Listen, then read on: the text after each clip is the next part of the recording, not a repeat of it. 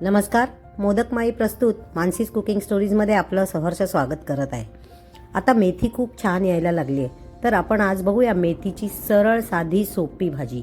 तर इथे मी तेलामध्ये मिरची आणि कांदा परतून घेतला आहे आणि एक साईडला मी मेथी स्वच्छ धुवून चिरून घेतलेली.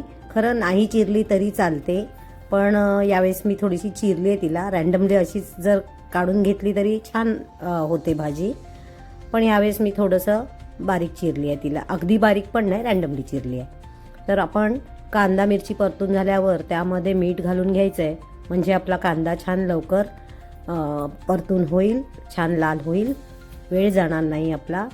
आणि इथे आपलं हे मातीचं भांडं आहे, त्याच्यात सर्व भाज्या अगदी टेस्टी बनतात.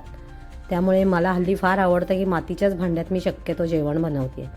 तर इथे आपण स्वच्छ धुवून चिरून घेतलेली मेथी घालून घेऊया.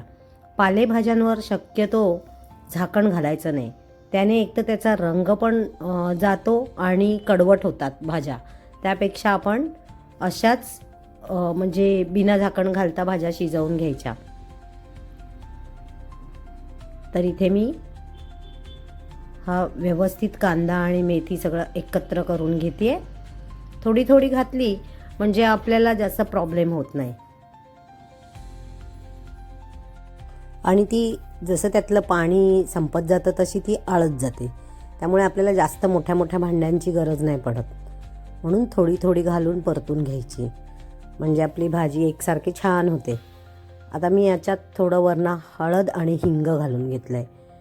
आता ही पुन्हा व्यवस्थित आपण मिक्स करून घ्यायची. काय सुंदर रंग आलाय बघा.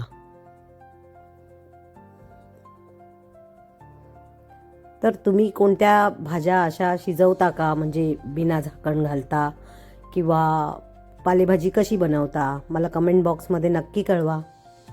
इथे मी आता ओलं खोबरं घालून घेतलं आहे, कारण ओलं खोबरं पालेभाजीत खूपच छान लागतं. आणि कोकण साईडला जास्त करून खोबरं वापरलं जातं.